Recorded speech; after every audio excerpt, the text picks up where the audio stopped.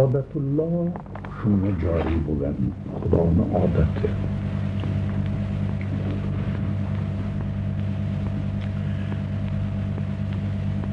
Nimaga joriy bo'lgan? Yangi narsalarni xalq qilishlikka joriy bo'lgan.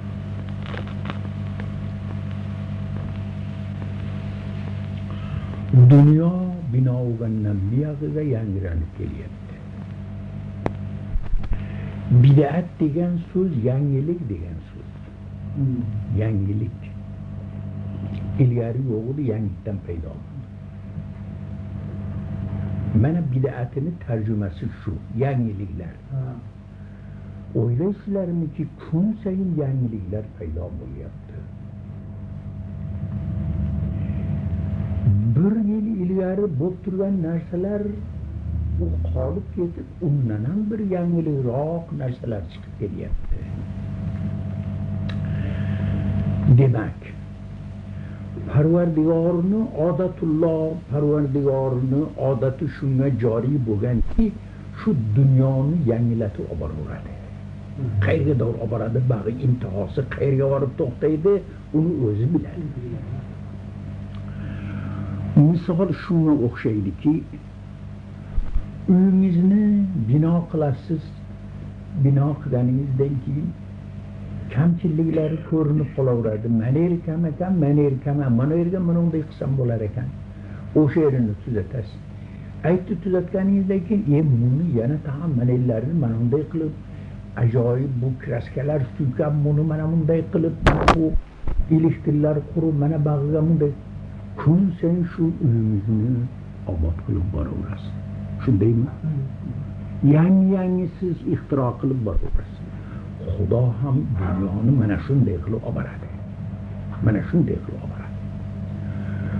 Bu ko'ringda hali gapimizda gapirib o'tdikki, ustoz kul hammani ustozi kim desa Xudo ustozi. Xudo payg'ambarlarga, podsholarga, ulug' davlat mana shularga ilhom qilib boradi, o'qil. Mamlakatni mana bunday qil, mana bunday yasa, mana bunday intizom qil deb olib boraveradi. U ta'lim berib boraveradi, bular qilaveradi. Bular qilaveradi. Bildingizmi? Xudo ilhom qilmasa qaydan qiladi? Sizni dilingizga Xudo solmasaki, uyimda nuqsoni, mana bu yer kamchiligi bor ekan, buni oxir yaxshilashim kerak ekan, qaydan qilardingiz buni? Xudo sizga dilingizga ilhom qildingiz. Shundaymi? Demak, dunyo olam ba manzili bir uy ekan. Xudo davlatlarni tasarrufiga beradi shu dunyoni. Sen xo'jayinsan sheyga. Sen mana bunday qilgin, mana bunday obod qilgin, mana bunday yerlar qurib yotibdi, mana bularni obod qil, suv chiqar, u qil, bu qil, dunyo obod bo'lsin, xalq bir kengrovlik bilan yashasin xalq. Bandalarim rohatlansin. Sen vazifang shunday qilishliging, sen xo'jayinsan shay. Ana u xo'jayinlarga buyruq diliga ilhom qilaveradi, bular yangiliklar chiqaraveradi. Mana ko'rib turibsiz-ku.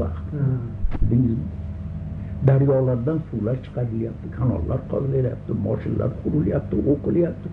Hammasi inson uchun qilinyapti shu narsalar. Kim foydalanadi shundan? Inson foydalanadi. Janob Rasululloh sallallohu alayhi va sallam marhamat qilgan ekanlar. Va sharrul umuri muhdathatuha va kullu bid'atin dalalatun va kullu dalalatin fin-nar. Buni tarjimasi nima o'zi? Buni ta'vili nima?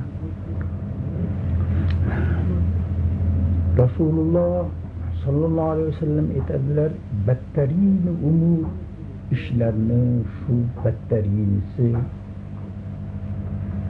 yangi chiqqanlari shariatga xilof, sunnatga xilof yangi chiqqan bo'lsa, mana shu battarin shu.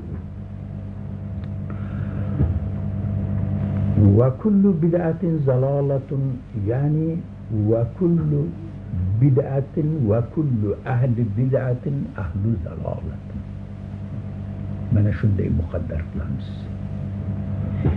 Har ahli bid'at ahli zalolatdan iborat.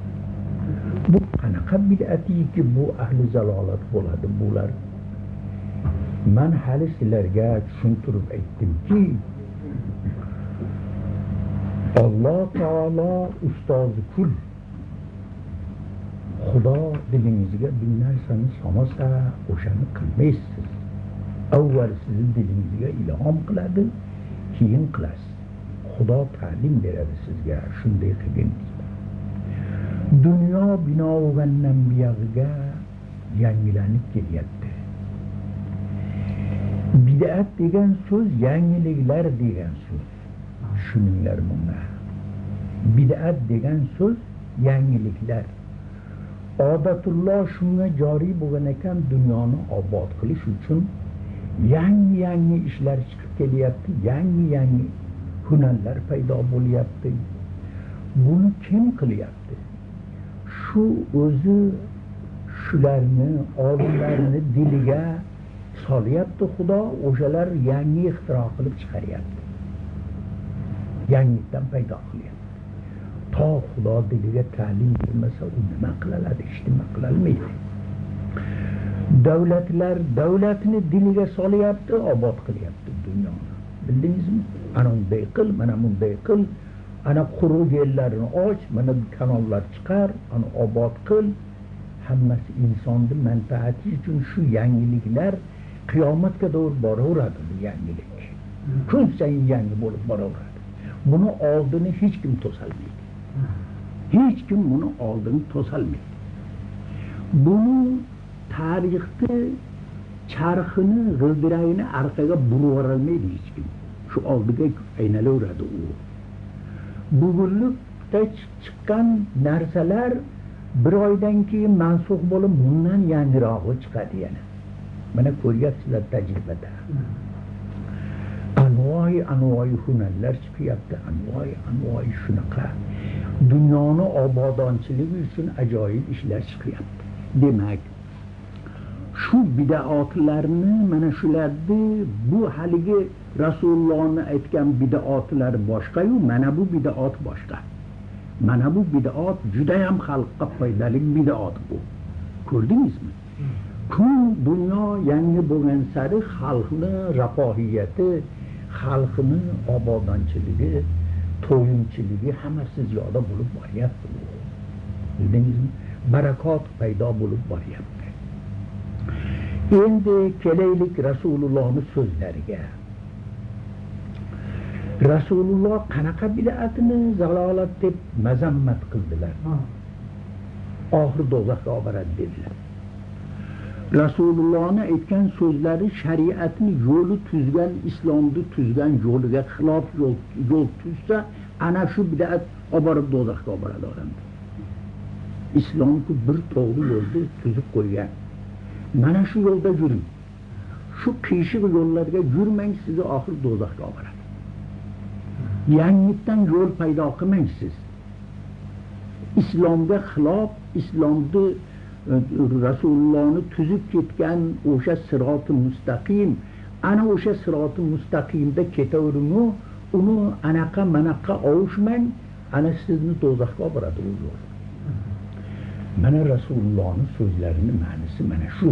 O'sha bid'atlariki Rasululloh tuzgan yo'llariga xilof bo'lar ekan, ana o'sha bid'at, ana shu ahli zalolat o'sha.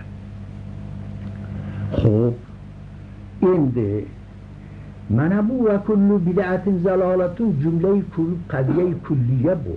Buni qanaqa deb ta'vil qilamiz? Mirqotni mana shu sharh mushkot Mulla Ali Qori mana mirqotni men safhalariga doğru yozib qo'yganman, o'sha maqomni ko'rganman. Va kullu bid'atin sayyi'atin xilofa sunnati Rasululloh fa huwa zalolatun. Bid'atin sayyi'atin deb yonboshiga qayd qo'yib qo'ygan.